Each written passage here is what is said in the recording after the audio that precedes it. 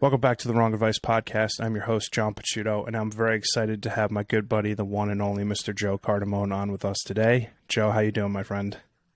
I'm doing well, John. Thanks for having me, man. Oh, so excited, dude. I'm really glad we were able to get you on the pod today.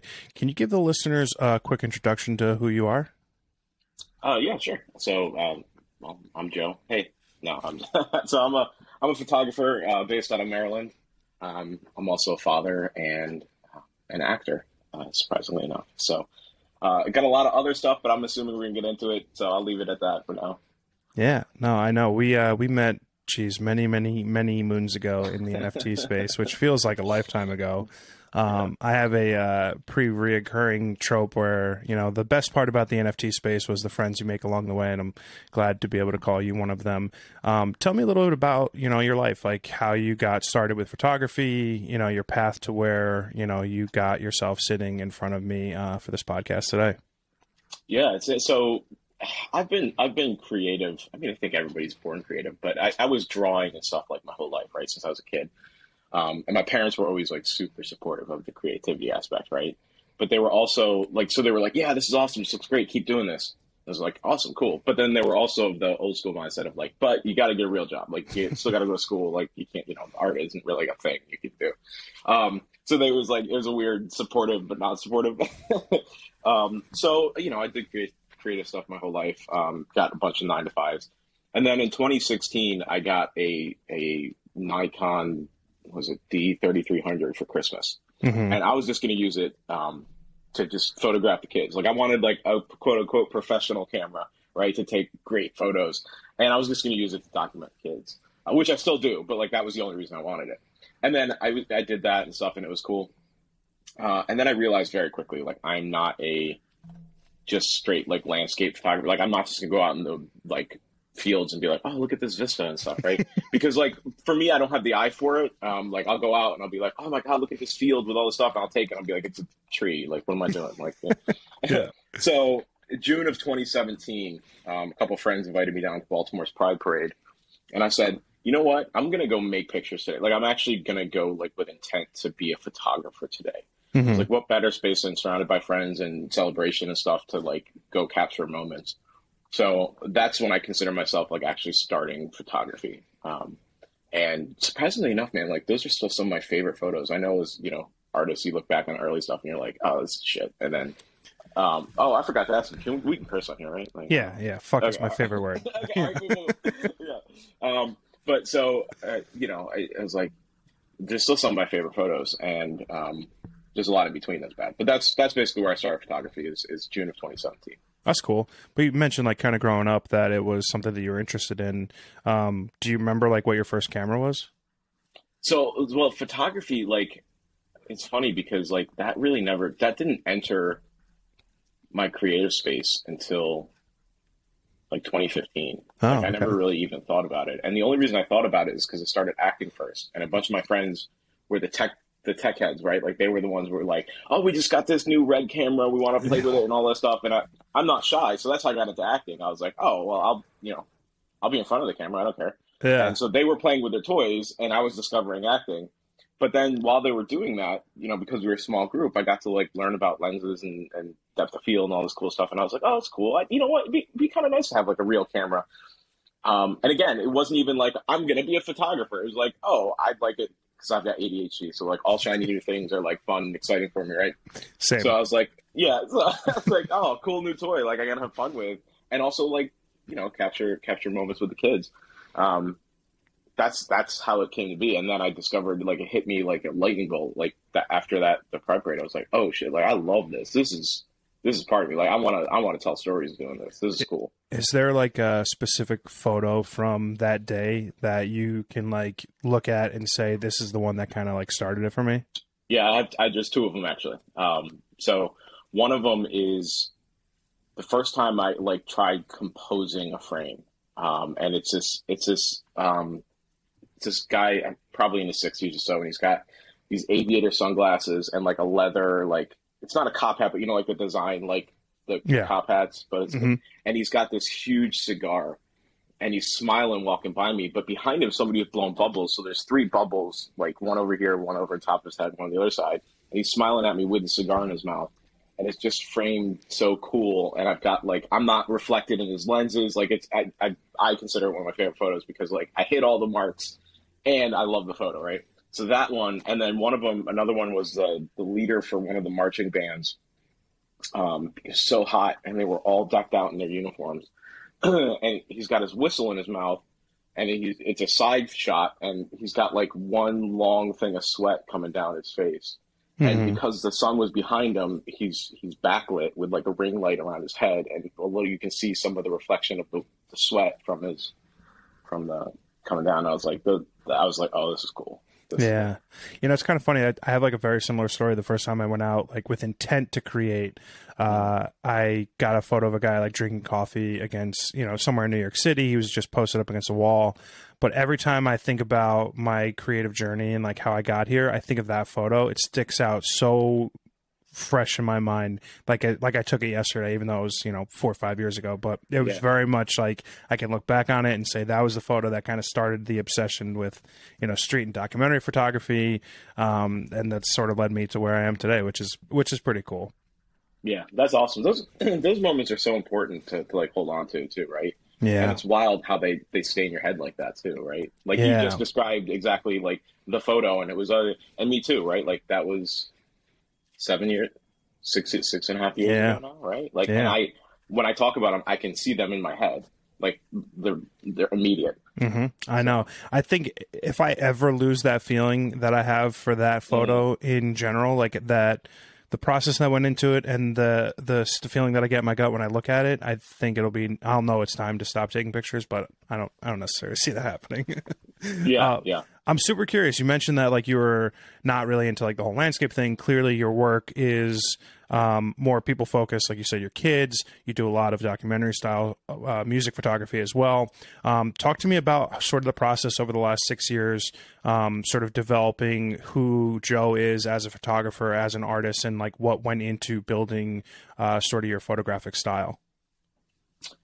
Yeah. So I will say I do take occasional landscapes, but not in the sense of everything. Like when you hear landscape, you think of like the mountains and stuff. Like, right. I got kids. I More can't urban travel all scapes. over Yeah. I can't travel the world. Like there's some fields and stuff I've got because I learned how to do it right now. But like that's not my jam, right? Like when I go out to think about making photos, like I'm not like, oh, let me go to the field, right? Like it's like, oh, let me go down to the city, right? So honestly, when I look back on it and think about it, I think how I like to create is opportunity. So the best way to describe that is, you know, you've got a bunch of people who shoot something very well and they've got their niche, and that's amazing. Like I think it's great if you find something that you're passionate about and you stay curious and passionate about and you keep developing. That's awesome. I don't have a niche. I don't have something where if you said, all right, you can only shoot one thing today, I would probably just be like people, and that's too ambivalent to be like, well, what does that mean? It's like something with people in it. I don't know. Yeah. But opportunity for me. So like when I go to make photos, we got a new skate park down in Baltimore, right? So I'll be like, oh, I'm going to go to the skate park. That's it. Like in my head, I'm not, oh, I want to capture a kickflip and I want to, you know, tell a story about this person, but I'm going to the skate park because I know I'm going to make photos, right? And if I know where I'm going, then I just allow whatever is there that I see as a photo in my head before I even pick up the camera is how I try to create on my own. Like client work and stuff is different, right? Like you have, but like for myself, it's opportunity based. So I like to put myself in places where I'll have opportunity to make photos. I actually really like that because it is completely opposite of what I do. Like, it's so funny. I love doing street photography. It's probably my biggest passion in life. Just whenever I get an opportunity to walk around and just like take photos, like it's what makes me truly happy. It's not like commercially viable. I don't make money doing it. It's just something that I love. But I go out with absolutely no thought process at all. I'm just like literally going to fucking walk around, take pictures, and see like what kind of brings itself to me. And I think it's very interesting that you have like a bit of a departure, going somewhere with the intent of making photos. I've always found when I'm trying to make something happen, I fail. But like when I guess the opportunity aspect of things, when it just sort of comes to me, you know, you get that image and you're like, oh shit, I can't believe like I took that photo. Like I can't believe that's mine. Like I think about that a lot sometimes when I look at my stuff, which I think is probably the most rewarding aspect of photography. Yeah. Yeah, no, that's a good point. Like, wow, I can't believe that's mine. Yeah, that's a good way to look at it. And Yeah. yeah, the opportunity is more about like just it's about putting myself in a destination, right? Hmm. So, like I said, you go to the skate park, right? But it's also down at the harbor in the inner harbor in Baltimore, right? So, I don't go and let's say it's kids skate day. I'm not going to take photos of like kids skateboarding, right? Like, I Yeah. don't. Like, Same. so I that, hear maybe you. that's just me. Yeah. But so like if I get there and that's happening, then guess what? I'm down at the inner harbor now, and I'll be like, Hmm. all right, let me walk around, see what I can find, Yeah. right? So it's a lot of it, just like with everything in life, is just about doing it, right? Like for me, it's just about doing it. If I put myself out there and I'm going to capture often, I'm going to keep growing in my style. I'm going to find things that I wouldn't otherwise find if I had some kind of concrete idea in my head. And if I didn't get that concrete idea, then it's a wash and a failure, and I go home, right? Like no, I don't. I don't think that way. Like I just put myself out there and say like, well, something else will come up, or let's see what's around this corner. Yeah, no, I like that. There is a lot of intentionality in your work. I spent a lot of time doing kind of a deep dive through a lot of your NFT work and your socials. And what sort of blew me away is like I can pick a Joe photo out of like Mm. the batch. Like I know, which I think is something that I struggle with is like finding something that feels like me. But like when I was going through your work, and if I like was able to compare it to other people's stuff, I could be like, that's a Joe photo, which I think is cool because you've gone through the process over the last 7 years of developing a style and an artistic eye that is representative of like who you are and like what you're trying to articulate, which I struggle with at times, which I think is cool. Talk to me about how you were able to sort of do that. Like I know it's 7 years in, you've been doing it long enough now that sort of process comes more naturally to photographers. But what was it about developing this sort of style and artistic vision that you have? Because I know sort of unusually from a photography perspective is you shoot everything in black and white, right? Yeah, yeah. So I'll just hit on that and I'll go back to your. But yeah, so I shoot because I have a mirrorless camera. The viewfinder is also in black and white, which is really cool, right? So I shoot in monochrome, and because the viewfinder is in black and white, when I'm going to make the photo, I see the frame in black and white, and then the preview on the back is in black and white. And then when I import into Lightroom, I import using the camera settings, so it comes over in black and white. So even all the color photos you see, I don't see any of them in color, period, until I decide to be like, you know what, that was a pretty sunset. Let me make that color. Or I'm like, the sunset looks really cool in black and white, or with people or whatever. So yeah, so I shoot everything, and that's part of my style in the sense that one of the things I like to try to do, and this is going to come off trying to sound shady, but I don't mean it shady. So I don't want to use, for me, I don't want to use color to tell a story, and I think that can hinder me a little bit because color can be a great thing to tell a story. I see beautiful photos where like it's got this red piece in it, and that's what draws you to the photo, and then you see the rest of the story, and like that's amazing, right? But for me, if I see that and I say like if I can't tell the story without that color, just the color is the only thing that's composing this photo, making this a photo, then I don't want to tell it, right? Mm. So black and whites help me to kind of do that. It forces me to look at things differently, literally different angles, or just like this. If I'm gonna capture this and just change it to color because it'll be pretty, then it's probably not for me. And again, sometimes I do that just because I like to create and do play around and have fun. But overall, that's kind of how I approach it. But the journey, it's funny. It's gonna sound like a cop out answer, but it's not. I shoot what I love, and that's been my biggest anchor point. And it really isn't much deeper than that for me. So like, if you see, like, I've got a photo of on my Instagram of my buddy Eddie, who's one of my favorite all time rappers. Like he's probably top five living and dead lyricists that I've ever met. So he was having a rehearsal for a show he was putting on, and a lot of times I just like to watch for a little bit to see like what feels. I'm not trying to make a great. I'm not looking at it going like, "Ooh, this would be an awesome picture," right? For me, when I pick up the camera, it's already a photo in my head. So like when I'm watching him rehearse and stuff, I'll see something and be like, I love how he did that, or like that looks really neat. Like, so it's just about what connects with me, and I appreciate you. I really appreciate you. All artists do. Like, I can pick out a dope piece. Like, that's probably one of the biggest compliments, especially a photographer can get. And I think part of that is because I shoot what I love. Like, it has to connect with me, and it's a photo in my head before I even pick up the camera. So I feel like that translates a lot because you're not going to see anything of mine that is. I'm doing it just. I don't know. authentically. Yeah. I'm not doing anything just to pretend like, hey, I can also do this thing. Like it's got to connect with me. Yeah, no, I appreciate that a lot. I completely agree, honestly, because similarly, I want to make sure that when I'm creating something, it's with intent, right? I Mm. think a lot of times there can be malintent when it comes to photography. Like there's commercial reasons, there are, social media reasons to make certain things look a certain way or feel a certain way. And I don't really relate to that at all. Yeah. So I appreciate when someone comes to their artwork from an authentic place where they want to create for a specified reason, which is their own love of the work, which to me means the world from a creative process. Because if you're doing something without the added pressure of commercial access to it or money or whatever, it comes through much more authentic to who you are as a photographer. That being said, from a commercial perspective, you've had a pretty wonderful success in the NFT space. I mentioned we met through the NFT space.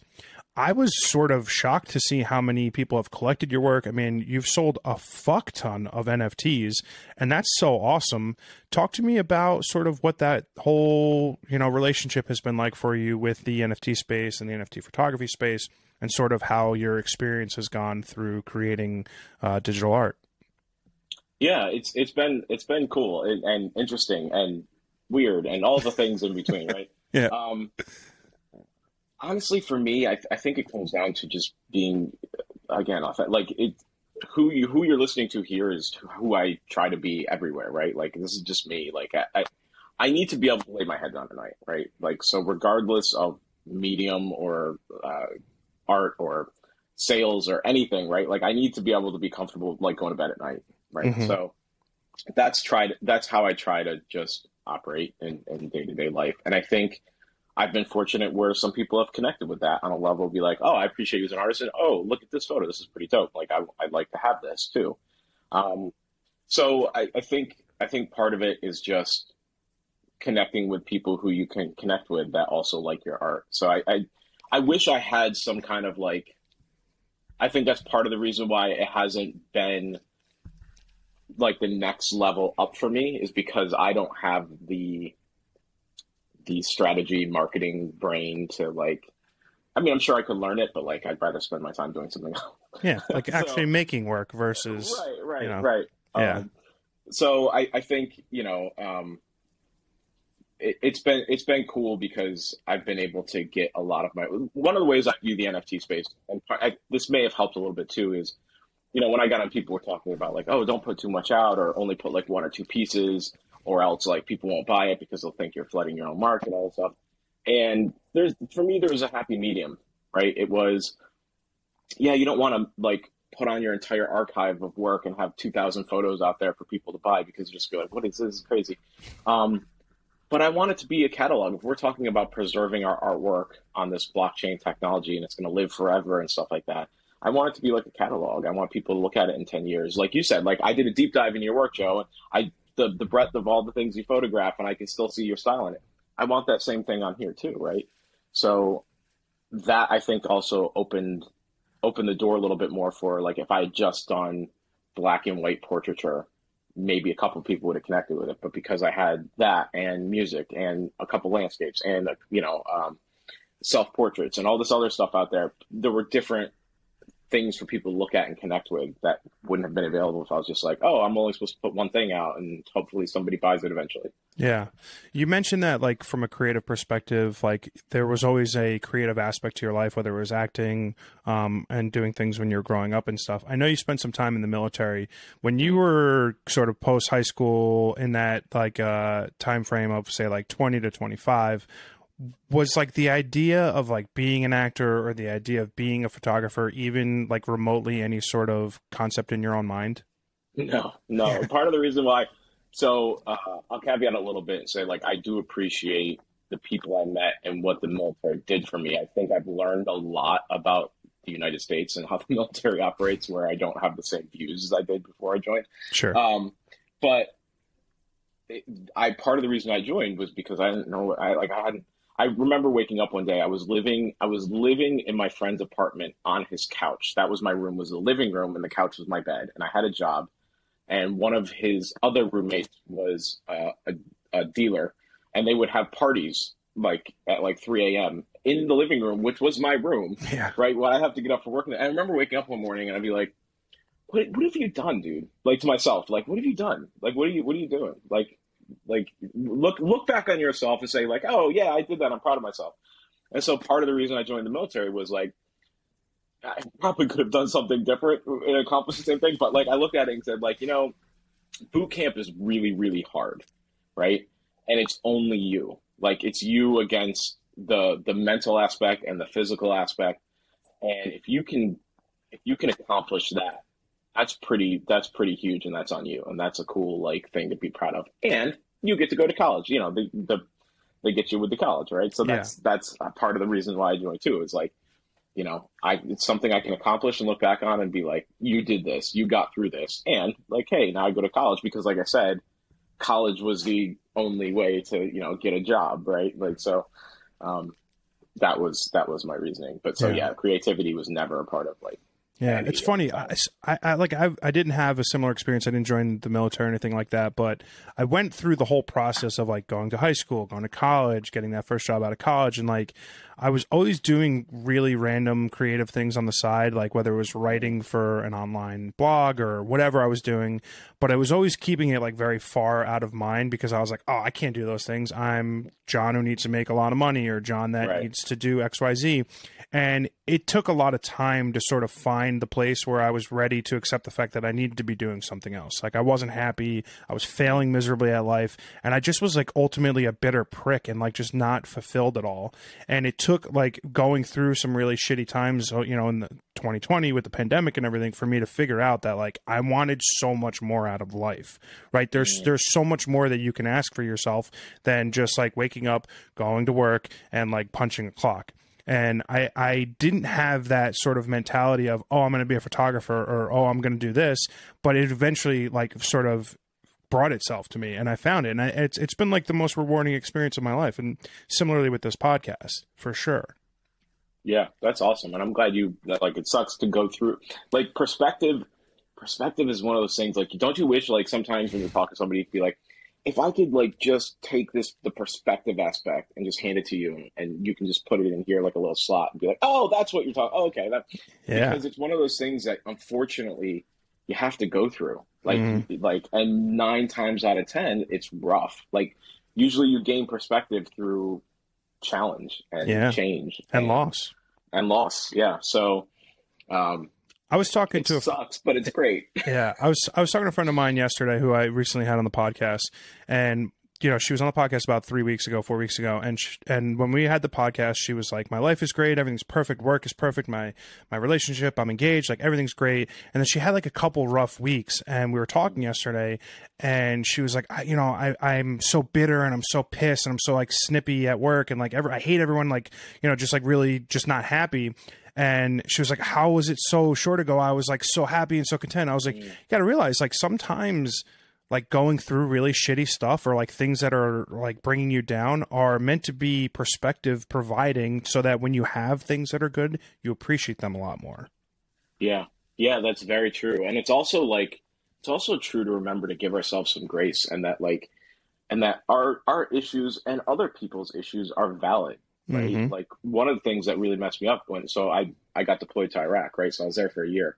When I got home, I remember standing in line at a grocery store, and somebody was complaining about like the length of time in a line. And in my head, like I didn't like do anything, but like in my head, I'm like, what the fuck is wrong with you? Yeah. Like, do you understand what I just, like I literally was dealing with life and death every single day for a solid year. And you're complaining about like a line that's going to take you an extra 3 minutes or something, right? Yeah. But one of the things that really helped me heal from that is that perspective of understanding like, oh no, like that person didn't go through what you went through, and it doesn't make their frustration any less valid. Sometimes things are like, you got to be able to like let some shit go. But like at the same time, it's not for me to judge that, right? Yeah. Like they're just venting out themselves in the same way that I would be for whatever issues are in my life. So I love that. I love that perspective, dude. I think that is so crucially important. It's a time thing, right? So you spent a year in a place that must have felt like 10 times that amount of duration, right? You're, like you said, you're literally dealing with life and death on a daily basis. It puts into perspective that the amount of time that we have is incredibly short, and it allows you to like sort of create a little bit of breath for yourself on like everyday shit like that. I find myself getting frustrated over something, and I immediately am able to, like, you know, just being 37 and having lived through life, being able to snap myself out of it quickly, because realizing it doesn't matter. Why am I going to get mad at the fucking cashier who's taking too long to count out my change? It's like, where am I rushing to? Like, there's nowhere I'm going. Nothing in life is a rush. But we have this like dumb monkey brain that makes us think that we have to be everywhere at a certain amount of time and everything's blah, blah, blah. It's like, that's not what it's about. And like when you can appreciate things like you can, to the fact that there's no guarantees, life is short, we need to be very happy and content with where we're at, it allows you to sort of take a breath and be like, okay, dude, I know you just cut me off and I want to crash into the back of your car, but it's not that serious. Yeah, no, I completely agree. But I think, you know, like, to also remember though that, like, you know, emotions are internal, like, triggers for external stimulus, right? Ooh. So like you feeling frustrated that's why I said, like, it's valid, right? Like, it's, the other thing is, like, the perspective is a great thing, but it sometimes I feel like for myself, I have to really try to like balance it out, like, consciously, because it can tend to get to the point where overswings, where it's like, what's that matter? It's like, no, sometimes things, you're allowed to be angry. You're allowed to be, because the other thing is, there's a flip side to those emotions, and that's happiness and fun, right? It's the opposite of the, you know, frustrated and bored, right? Like, so if you sweep away the emotions as well, that it's not a big deal, then the ones that you want to feel and you want to hold on to last a little bit longer, to feel that they're in the same boat, and you can tend to wipe those off the board as well. Do you think fatherhood has given you like a little bit more appreciation for that? Because I feel like time as an adult changes a lot when you have kids. Not that I have any, but all of my friends and family do. But do you think like fatherhood has taught you that? Yeah, I think so. I think fatherhood has helped me refine my feelings on that. I think Iraq did that for me. Unfortunately, I wish it would have been fatherhood. That would have been a little bit more of a joyful foundation for the perspective. But I being 22 and realizing, oh, I could lay down and just not get up in the morning. Like, that's, and not just like in a rhetorical sense, or like, oh, like a legitimate real thing. Like, that can happen to me and I would never know, right? Yeah. Like, I could go to bed right now and that's it for me. So internalizing that and working through that over the years, like, has given me that. And then fatherhood has helped me to like understand the good aspects of time being fleeting, right? You know, with each phase of the kids' lives, there's pros and cons, right? Like when they're a kid, people are like, oh, hold on to the moments, don't make it rush. And that's true. But at the same time, the next moments give you different things. Like when they start to talk, they can say, I love you to you, right? So you have stuff to look forward to and stuff you miss. So it's helped me to try to understand the balance of what all that means. Yeah, no, I like that. I'm curious, has any of your past experience, whether it's deployments, whether it's trials, tribulations, how do you think it affects your work? Like, how do you build it into, or is it cathartic in any way? Like, do you utilize photography as a tool, as therapy, as an outlet? Like, how is it sort of like come full circle back to that? I think my only outlet for it is choosing creative aspects that I have control over. Because within the military, and especially deployment, like, there's no control over your life, right? Like, everyone else is controlling it, and you got to do what you got to do. So like with photography, I get to make the photo I want to make. I get to edit how I want to edit. I get to choose whether anyone sees it or not, right? So like, I have full control over that creative process, and for me, that's liberating. Like, it's my story to help tell. And then same thing with like drawing, right? Like, drawing is the same aspect. Like, I get to decide what I draw. It's all in my head. I get to release it or not, et cetera, et cetera. Acting's a little different. There's a lot of gatekeeping, but I just like, for me, it's fun telling a story with other people. Like, that's more of a collaborative, like, escape thing.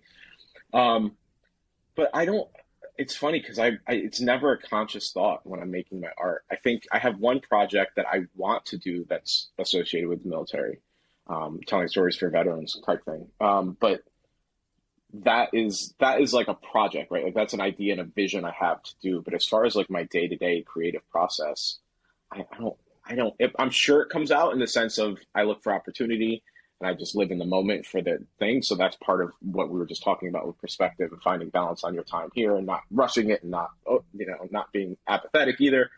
So I think in how I create, it's probably part of it. But as far as like what and when and like the content, like I don't see much of it in it. Hmm. Yeah. No, that's fair. I just, when I look at like, there are times where like when I'm going through shit, I'll notice that I'm having more dark images, more moody images when I'm like feeling certain ways. Like if I'm happy, which is pretty often, I err towards more like airy and light and, try to create that what I'm feeling. So like it does come into play where sometimes if I'm sad, I make sad images. When I'm happy, I make happy images. I don't, a lot of the things that I've gone through in my life are trivial when you compare them to spending a year in Iraq, right? So it's hard to sort of like correlate the two, but I was curious sort of like how that unfolds in your own creative process. Yeah. I would say going back to like they're not trivial though. Like Yeah. you had to Well, go through them, right? They're your struggles, they're your frustrations, and yeah. that's what I'm talking about. I mean, Valid. Like my that's therapist would completely agree with you, Joe. So that's they hey, actually called me on the way, and this is why we're here, John. I want. this is an intervention. I'm super curious because, like, as a photographer, I find myself most comfortable behind the camera. Being that you do acting as well, I would rather see nothing more than you have all the success in the world, but I can't relate to the feeling of wanting to be on the other side of things. Being in front of the camera, acting, performing, or even just having my picture taken. I fucking hate it. How is that sort of like happened? Because like I found it much more common for people who are photographers to want to stick to this side of things versus like actually stepping out in front of it. So I'm curious like how that happened for you. Yeah. Well, I would say honestly though, I think you're probably. I mean, the podcast is a version of that, right? Like you're like Reluctantly. it's Reluctantly. sure, but you do a great job, and you keep a conversation going. You're the one that's leading it, right? Like you're. It's the same as like kind of giving a speech at a university or something, right? Like, but it's more one on one. But you're doing the same thing. You're telling a story. You're crafting something. So I Yeah. would say you're doing it. It's not the same as acting, but it's in the same realm. I mean. I don't know. Like I honestly like I every time somebody asks me about acting, it's one of those things where I'm like, I don't know, I don't know. I just loved it. Like it's the same level that I felt when I picked up a camera, and it's weird for me because it was never on the board either. My friends got some cameras in 2014. Like I said, wanted to play with them, and I was like, I got again. I'm not shy. Like I don't mind talking to different people at any point. Like or being by myself sometimes too. Right. Like I'm just kind of being me whenever I can. So because they were friends, and they're like, hey, we want to film something. I was like, well, you need something to film. I'll be your something to film, right? Oh, and it turned out horrible. Like it was a mess. It was a disaster. Like none of us knew what we were doing. But like that led to one of the people in the group finding like a film competition run by Bombay Sapphire Gin, right? And Oh. they were like, "Oh, we've got this, do a short film and submit the idea and stuff like that." So we filmed this whole black and white, like auteur, like this serial killer who ends up in the midst of one of his murders getting knocked out in the head and then seeing visions of the person he just murdered, that almost like the telltale heart basically, Yeah. right? But the actual person being represented instead of like hearing a heartbeat, right? So we do, and it's funny. It doesn't we didn't know it, but that led to a Baltimore County film thing that's called 48-hour Film Festival. And basically you get a team together, you meet on a Friday night, you pick a genre out of a hat, and then you have 48 hours to write, film, edit, and physically hand in a short film. And then they screen it and give awards and all this stuff, right? So we did that. My buddy and I started writing. I also learned screenwriting through all this too, by the way. So we wrote the short film. we started in it, and I remember sitting in the basement. We had a basement scene. We were tied up with burlap sacks over our head, and it was the middle of July, and it was hot, and we had to turn the air conditioners off because they were loud. And I remember sitting in this burlap sack going like, "This is cool as shit! Like, this is so much fun! Like, I loved it. This is awesome! Like, here I am just creating a story out of nothing with my friends, and then finding a way to tell it visually, like from stuff we wrote down that just came out of our own head." And so I was like, "This is pretty cool. I like this a lot." And Yeah. that's literally how it all came to be. Is I just had the moment where I was like, "This is dope. I like it." I mean, listen, I think that's an awesome story. I think that it stems a little bit more in my head to the collaborative process. Like, cause I like the act of collaboration with creative Mm. people too. It just doesn't extend to in front of the camera. Like, I think that's great. I would just like to be the guy who's like, okay, Joe, put this fucking hot Sure. burlap sack on your face so it's 100 degrees in July Yeah. and go nuts. Yeah. Yeah. No, I think that's cool though. It's funny how I think when you get older, you realize a lot of people would like to be doing different things than like their standard 9 to 5, and Mm. the creative life, while incredibly difficult and the parameters for success are so broad and so wide, it is also wildly fulfilling because it's so hard to do. If everyone could do it, it wouldn't be as fulfilling as it is. And it's because there's like that barrier to success that I think when you find the things that you love, they just fill you up that much more because you get to do just so much different, wild, and cool shit. I would say too another barrier to the creative aspect is being in connection with yourself, Mm. right? Like both of us talked about why we're creating. Like you saying, like I through the pandemic and all this stuff happened, I realized I needed something more, and you found it in this, right? Me saying I wanted control over my creative aspect and the things that I wanted to tell stories about, right? And I feel like if we as humans could spend a little bit more time introspectively looking at that aspect of ourselves, the tough conversations, or like, why am I feeling this way? Or like, what is the thing that will give me that release or that joy or that contentment, right? So I think part of the barrier is people look at it as, there's a lot of commodification with the art too, right? Like, oh, if I do this, I can sell it. Like, that's the most question people get. If they showed you something they knitted, be like, oh, do you also sell those on Etsy? It's like, do I have to sell them on Etsy? Like, can Yeah. I just create some cool shit that I love doing, right? Like, that's cool too. Um, so I think part of it is people approach it from that aspect, which isn't wrong, but it's wrong if you want it to be fulfilling because it's Yeah. got to come from here, right? It's got to come internally first. And you have to have that conversation with yourself first of like, what does that look like for me? Dude, And totally. I think that's so crucially important because like even from my own photography perspective, like the way my career has sort of like evolved over the last 3 years is like I'm doing a lot of things outside of just taking pictures. And most of the work that I do from a photography perspective is personal work. And the client work that I do typically moves into like more marketing and social media content creation and things like that I never thought I'd be doing that kind of stuff, but it's been from a business perspective so much better, but not like creatively filling. So like while I'm making more money doing things outside of like the art of photography, it's also opened up the ability for me to take more pictures, to rent cooler studio spaces, to just be all around more successful in my art because I'm now creating with a bigger budget and having more opportunities to work with more diversified groups of people. But when you don't like give yourself the space to figure out what that success looks like or define what a path in towards a creative career is successful, you limit your ability to do that. And for a while, I was self-limiting on a scale that was crazy. I could only pay my bills, right, if I was making the money taking pictures or if I was shooting for this client or that client or this. I put myself into a box that like almost fucking bankrupted me. I was just being stupid and ignorant for no reason. And I like that you said that because it's crucial. It's vital to being successful in what you do, like without question, completely. yeah, yeah. I like one of my goals is to be able to pay my bills as an artist. But what I mean, like, I could technically do that now. I Hmm. have a 9 to 5. I'm very fortunate to have a 9 to 5 that's not creative at all. Like, I'm a project manager, right? I just happen to be really good at it. But it's not what I want to be doing, right? Yeah. But it allows me to create. Technically, I could go be a full-time photographer tomorrow, but I have to do weddings, right? And not that there's anything like wedding photographers, please don't take this wrong.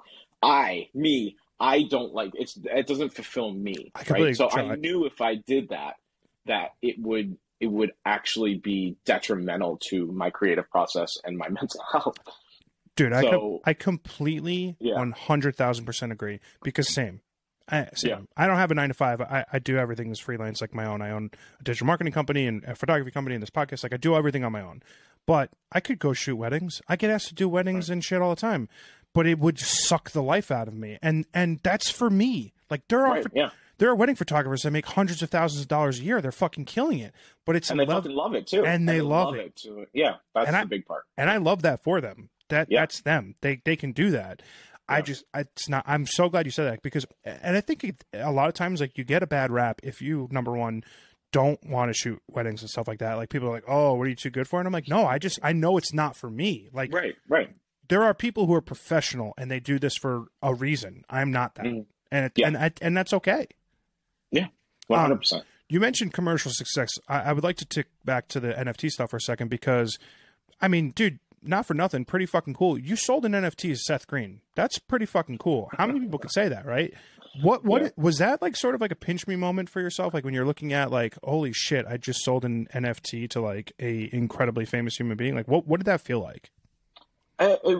So yeah, definitely surreal. But what's interesting with that, and hopefully, if he ever hears this, hopefully he doesn't mind telling me telling the story. But um, again, him and I were talking unrelated to NFTs. Like we had met in a space, same way you and I had, right? Like I got up on stage, and the first time I ever met him, I remember telling him um, that Can't Hardly Wait's one of my favorite like all time comedies. Like I Same. fucking love that movie. And I said, dude, and I know he was the actor, not the writer, but I said, dude, your line, "Why you always gotta be wasting my flavor," is something that me and my friends said way more than any like teenage kid should have been saying. Like it's just cringy. But like I just wanted to tell him that like I appreciated him as an actor and just like I grew up with him, right, like that kind of thing. Yeah. And then we just kind of stayed in contact, just talking life and stuff like that, right?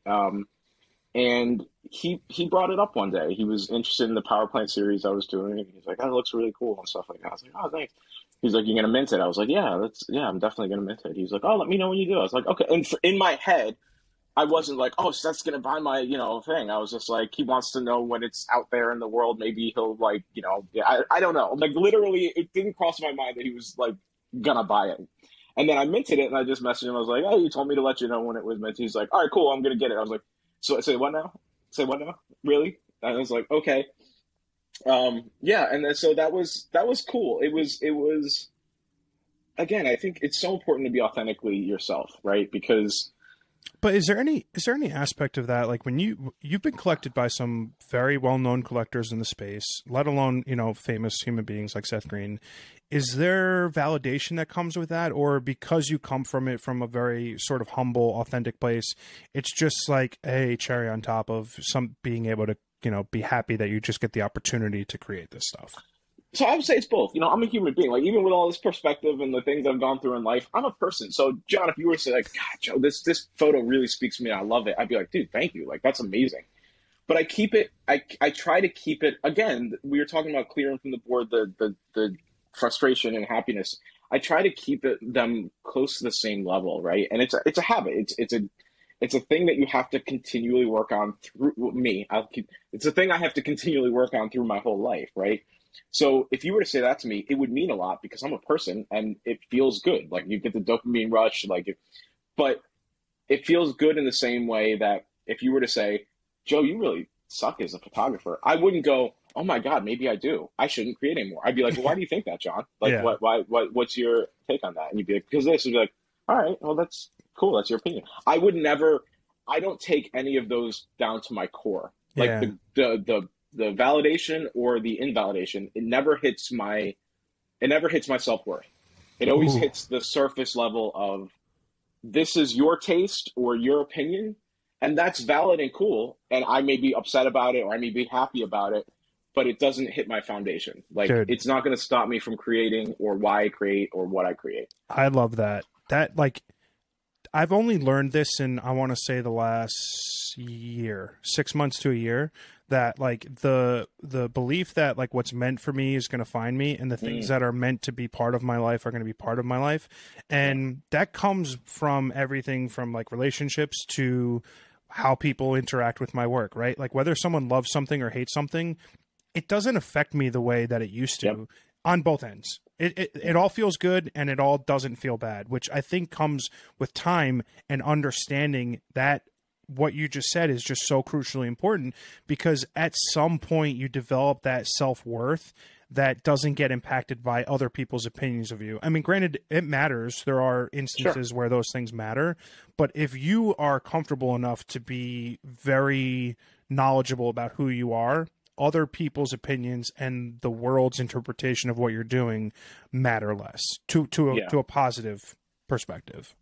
Yeah. The way I try to look at it analogy wise is like, you know, my self-worth is never external, right? So that's my foundation, right? My foundation of my house, and that's all inside, right? I have to discover what that means to me, what it looks like, how I feel about, like, that's all inner work, right? It has nothing to do with anybody else. It's got to be me. And then from that, like, you build a house is the external facing aspect of what you're building on, right? So if I were to have Joe Meyerowitz, who's a great photographer myself, be like, favorite Joe, you're kind of shit. You need to work a lot better at it. Would that hurt me? Yeah, I'm a human being and a creative. Of course, I'd be like, oh, damn, that sucks, right? But I wouldn't go, maybe I shouldn't create anymore, right? So maybe it knocks down part of the house, but my foundation is still there. Like, right. And that's where everything sits for me, is the foundation. Yeah. So nobody can touch that but me. I'm the only one that can change what that feels like and what that looks like and how I value myself. I'm the only one that can do that. Nobody else can do that to me. That statement has me wondering, do you know how long or like at what point you felt like your foundation was solid? Like, do you, like when did you feel like, okay, my foundation's set and done and I can start building upon it? Like, do you know when that may have felt like it happened? So I probably can't pinpoint it. I would say it's just again, it comes down to the perspective. All the things we go through in life. I think I'm very fortunate to grow up. You know, my parents, like I said, the creative aspect wasn't monetarily supported, but I had very supportive and loving parents, right? I mean, I hugged and gave my dad a kiss on the cheek, like when he would drop me off in front of high school and shit. Like, we didn't care about. It's because you're Italian. Well, that too, right? The Italian aspect definitely comes. Yes, 100%. That's genetic. Yeah. It's the same thing if you could see my hands. Yeah. but it was probably a not explicitly outwardly said thing of not caring what other people thought, like, to an extent, right? Like, we live in a society, you have to like live in a society with other human beings, but like, as far as their perception of you or their own stories they make up about you shouldn't affect who you really are, right? So that was always kind of expressed like through actions through my life growing up, right? We lived in Philadelphia, and the neighborhood we lived in, we were the only non-Jewish family in a fully Jewish neighborhood. And it was the best place I ever lived, right? We would sit down and Seder dinners with our friends and stuff like that. Like, but it was never a difference of humanity. It was a difference of like practices and culture and stuff like that. So they didn't view us that way. As well, like, oh, you're outsiders and stuff like that, and we didn't view anybody else that way. So like, all the actions of my life kept like building on that understanding of, don't worry about what other people think of you. Like, if you can be authentically you, if you have respect and integrity, and you can lay your head down at night, that's what matters. Like, we're not here forever. Like, why spend the time caring about what other people think of you? Yeah, that's a wildly important perspective. I think when you look at what you said, that's more the norm. I think it's more common for people in everyday life to be like very understanding and acceptable of other people. And it's only when you like get that fucking stupid phone in your hand that things change, right? No, I mean, like, keyboard warriors, right? I think when you step outside of real life and into that digital space, that's where things change to a detrimental perspective. But yeah, man, I think that's so important. I've just started in, say, the last 3 to 4 years, I think, finished my foundation. Like, I am so comfortable in my own skin. I'm comfortable in the things that I create. I'm comfortable in the relationships that I cultivate. And I found a path that works for me. And I think it's just something that takes time. And Yeah. everyone's timetable and schedule is different. And it could happen at 16 and it can happen at 60. But eventually you sort of find that happy medium of contentment and sort of still desire to do whatever it is that makes you happy. I'm happy you said contentment too, right? Like I hear a lot, and again, this is other people, and that's fine. But like people use happiness a lot, which is fine because there's also colloquial words, right? Like it's easy to say happy than content, right? But for me, I want to try to carve out pockets of contentment in my life, not look for happiness, because happiness to me is the same as like frustration or being angry and stuff like that. Bitterness is the opposite of contentment for me, right? So, like if I can look at like a scale of my life, I want to see big chunks of contentment, right? Like that's what I want to look at. Dude, Um, dude, I'm sorry to interrupt you. Do you know how important it no, is that you just said that to me? Because I've reached a point in my life where I am so happy. I have the best life. I'm so happy. I am not content at all. And I've reached the point where how do you rectify the fact that I have everything that I could ever possibly hope for and dream? My life is, by all intents and purposes, perfect. I'm happy, but I'm not content. So it's like, when do you reach that middle ground, that breaking point, that culminating spot where happiness and contentment meet? Because I'm having a hard time figuring that out, and I think it's normal. Like I'm not worried about it. I've just happened to reach a point where everything's great, but I'm not feeling. I don't know if fulfilled's the word, because I'm happy, and I think happiness and fulfillment kind of go hand in hand to some degrees, but I'm not content. And I've been talking about it a lot recently on my podcast because I'm trying to figure out, well, if I'm starting to check all these boxes that I've created for myself, goals, hopes, dreams, and I'm going down this list and I'm being like, yep, did that, yep, did that, yep, did that, but I'm not feeling content. I need to figure out how that happens. Yeah, that's a really good question. And for me, contentment isn't a point to be reached, right? That's why I said like I want to see pockets of contentment because it's not going to stay, right? But for me, there's a deeper, like you said, when happiness meets fulfillment versus, like it becomes this deeper thing, right? And I want to be able to try to, because to me, contentment would be, like you said, I'm feeling happy and I got all these things going on. But if something were to hit you sideways a little bit, right? Would it take away all those feelings and understandings of what's actually real in your life? If it would, then it's probably closer to happiness. If it wouldn't, but just kind of like stick in there like a sliver a little bit where it's like, damn, this kind of sucks, right? But it doesn't push everything else out. That's what I mean by contentment, right? Like you can still recognize and feel the deeper level of where you are and who you are when little things come up and kind of like try to knock that stuff away. I think then I might be content. Yeah. So that's what it is. It's because it's first off, it's going to be different for everybody, right? But it's also, again, like I said, I don't believe it to be a place we reach. I think it's like recognizing those moments and kind of like just making sure you internalize them the same way that we tend to internalize the negative way more than the positive, right? So the same way you internalize like a grudge or something that you had with somebody, like, oh, that motherfucker, like if he would have called me like 2 years ago, we would have worked this out. And I still, you still think about it and you're like, why is that still here? Right? We don't do that as much with joy or happiness and stuff to where we internalize it to the level that it feels that deep in us that we do with stuff that upsets us. Right. Yeah. But if we can try, because it's a conscious, I'm of the mind that everything is habit, good and bad for the most part. Right. Like gratitude's a good one, right? Like you see, we'll use the NFT space. You see your friends making tons of sales and stuff like that. And if your first reaction is like, oh, fuck that. Like, why nobody's buying mine, right? Then you probably got to look at yourself a little bit and be like, why am I angry? If you're angry because you're not selling, that's cool, but it has nothing to do with them. That's a new thing, right? So you can still, if you like the person and you appreciate them and you're happy, you just happen to have a moment of like, come on. Then still practice gratitude and give them the celebration and like give them props.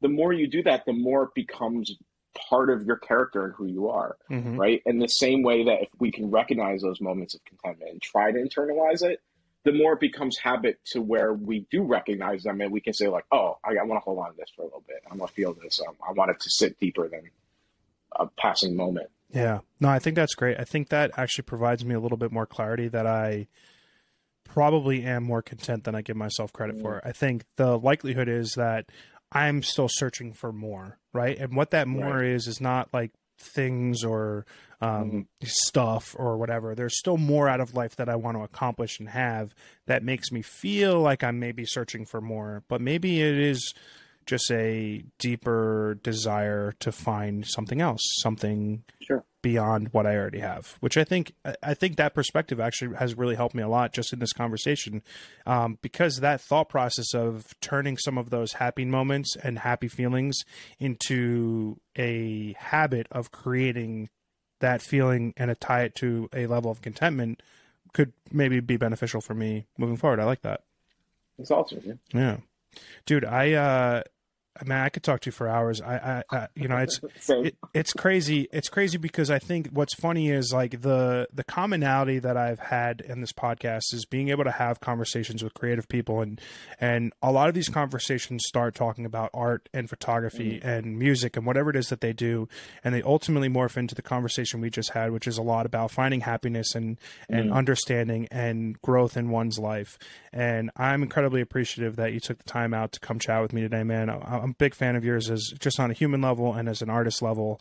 I have a cheesy line. If you've been on my podcast, you're part of my family. And yeah, man, thanks so much for coming on. It's been a real pleasure. No, John, this is super dope. And same, I could talk to you for like I love these conversations, man. Like I love doing this with friends. So Yeah. thank you for having me No for sure. problem, man. My pleasure. Take care.